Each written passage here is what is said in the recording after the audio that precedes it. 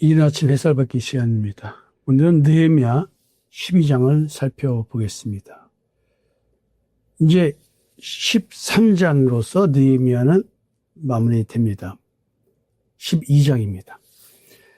1장부터 7장까지 성벽 재건에 대한 이야기, 10장까지 말씀 회복과 언약갱식, 11장 어제 말씀드린 것은 백성들이 어떻게 정착하는 데는 이야기, 그리고 이제 오늘 성벽 봉헌과 하나님께 영광 돌리는 이야기를 합니다. 근데 그 참 희한합니다. 12장에 보면은 또 제사장과 레위 사람 얘기가 나옵니다.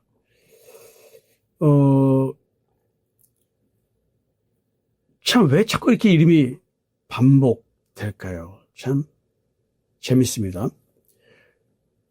그리고 또 12장은 회복된 공동체가 하나님께 영광을 돌리는 장면이 나오고요.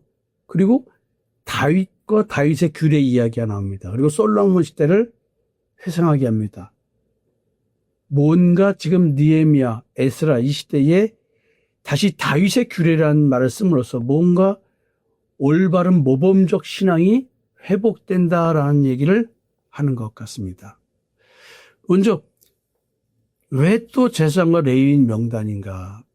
1절부터 26절까지 끊임없이 대제사장과 또 레위인들에 대한 이야기, 족보 이야기를 끊임없이 얘기를 하면서 이름을 기록하고 있습니다. 마치 하나님은 의도적인 것 같습니다. 제사장과 레위인들은 분명히 성전에서 성전의 일을 하는 지파입니다. 근데 그것은 뭐냐면 하나님과 백성 사이를 연결하는 직분입니다. 더 중요한 것은 이 명단이 다윗 시대와 연결돼서 지금 표현되고 있습니다. 본문은 여러 차례 다윗의 규례라는 말을 하고 있기 때문에 그렇습니다. 그러면 다윗은 어떻게 하나님을 섬겼을까요? 여러분 이제 다윗의 장막 얘기를 더 구체적으로 할 거거든요.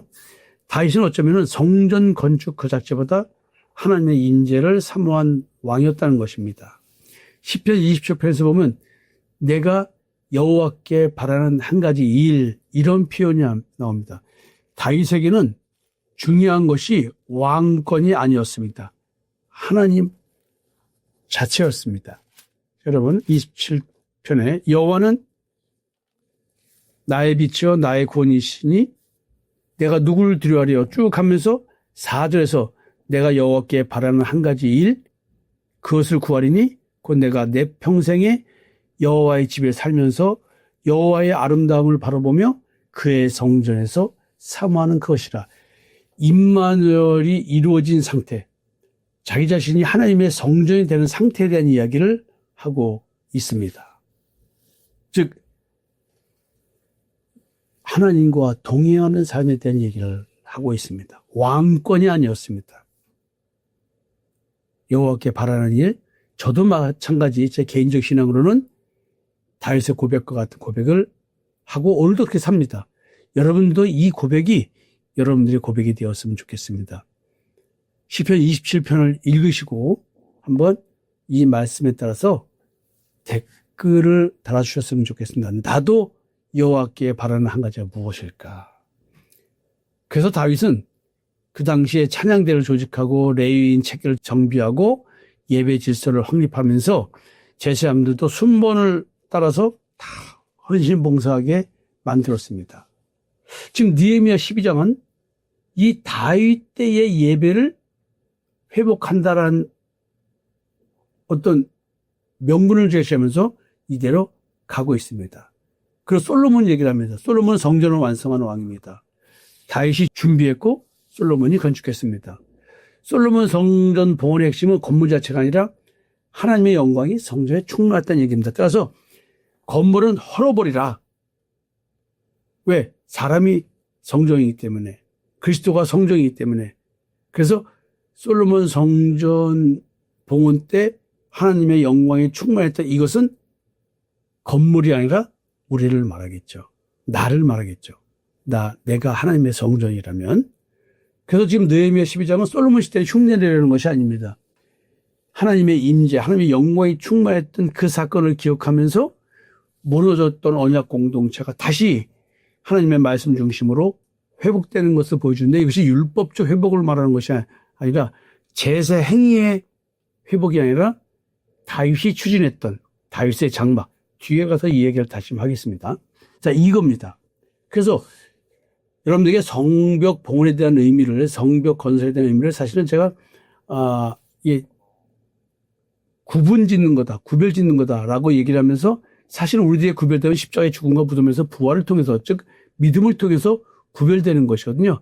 그 이야기를 하고 있는 것입니다. 예루살렘 성벽을 봉헌하려 함에 이제 어떻게 이 봉헌식을 준비한다는 얘기를 하는 거죠. 예루살렘 성벽을 봉헌하게 되니 각처에서 레위사람들을 찾아 예루살렘으로 데려다가 감사하며 노래하며 재금을 치며 비파와 수금을 타며 즐거이 봉헌식을 행하려 하며.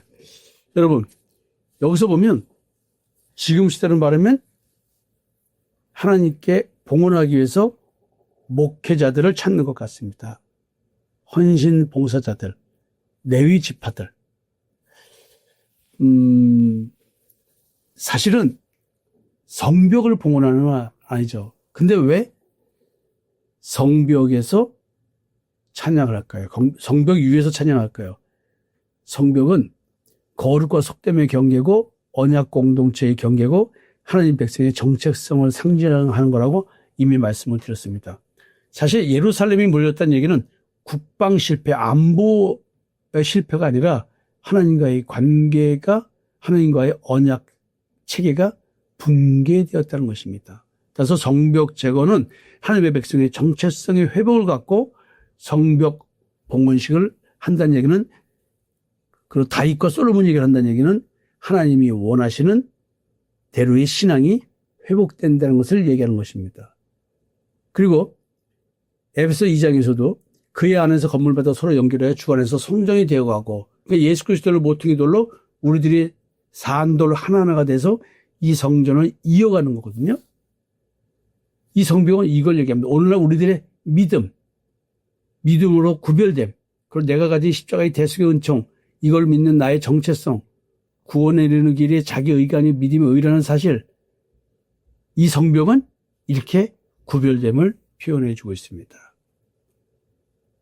제가 옛날에 분목사 할 때 성전 건축을 위한 봉헌식을 할 때 사실은 이 느헤미야가 성벽에 오를 때 한 무리는 오른쪽으로 한 무리는 왼쪽으로 오는 요거를 가지고 제가 그렇게 봉헌 예배를, 헌신 예배를 이렇게 기획을 해서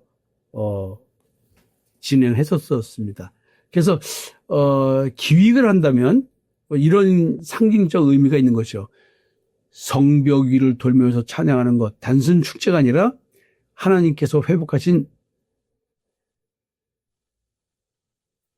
구별됨의 장소에 대한 봉헌, 즉 내가 임마누엘이 이루어져서 예수의 피가 뿌려져서 성령이 내주하심으로 말미암아 구별된 자가 되었다고 하는 이 감사 기쁨의 찬양,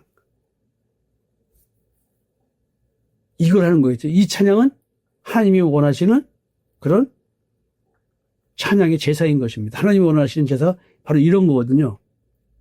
또 이 성벽은 인간의 능력이 아니라 하나님의 은혜로 세워진 것입니다. 그 말은 뭐냐면 내가 오늘 믿음을 갖게 돼서 택함받아서 세상과 구별된 자가 됐다는 얘기는 내가 뭘 바르게 살아서 선하게 살아서 믿는 자답게 살아서가 아니라 100% 하나님의 은혜로 됐기 때문에 오늘도 저는 그 하나님의 은혜로 감사하는 삶으로 오늘 하루를 피곤할 정도로 사는 것입니다. 내 능력으로 된 믿음이 아니기 때문에. 여러분, 그리고 본문은 끊임없이 노래하는 자들을 강조합니다. 왜 그럴까요?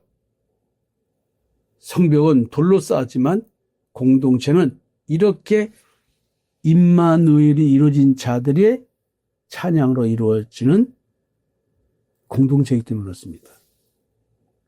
성벽 제거는 분명 육체 노동이었었습니다. 공동체를 유지하는 것은 겉으로 드러나는 육신의 현상이 있지만 그 모든 피곤함 속에는 그 피곤을 이길 수 있는 것은 자기 의를 이겨낼 수 있는 것은 하나님께 대한 감사입니다.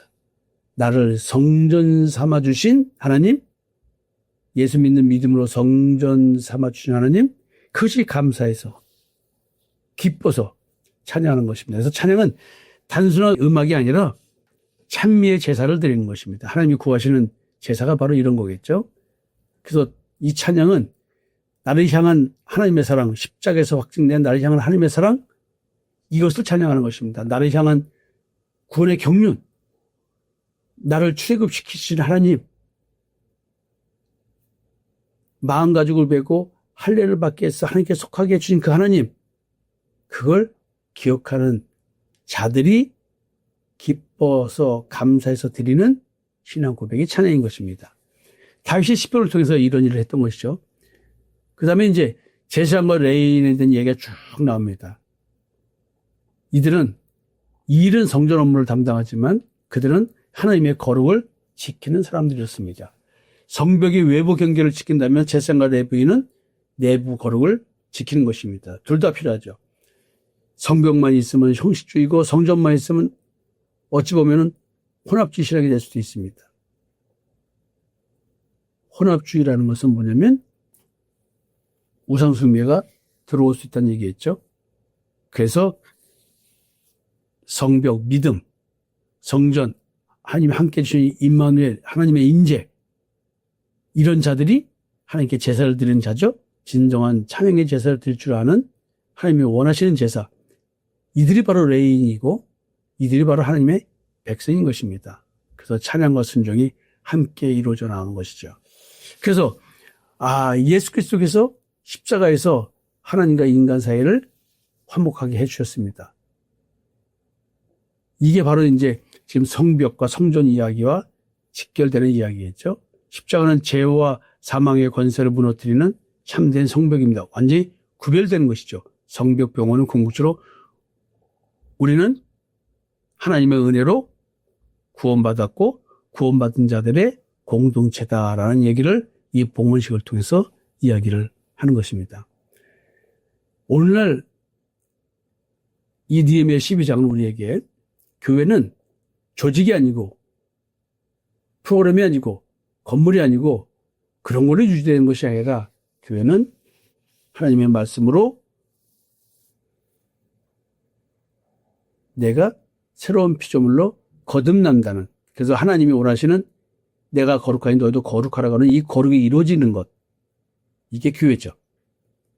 그리고 예배와 찬양, 이것은 십자가의 대속영통을 믿는 믿음으로 구원된다는 사실 속에서 이것이 이루어지는 것이고, 그래서 이제 더 이상 나는 나를 위해 살지 않고, 즉 자기의 의를 추구하는 신앙을 하지 않고 주님을 위해 살아가는 인생, 즉 믿음의 의를 추구하는 이 헌신이 이루어지게 됩니다.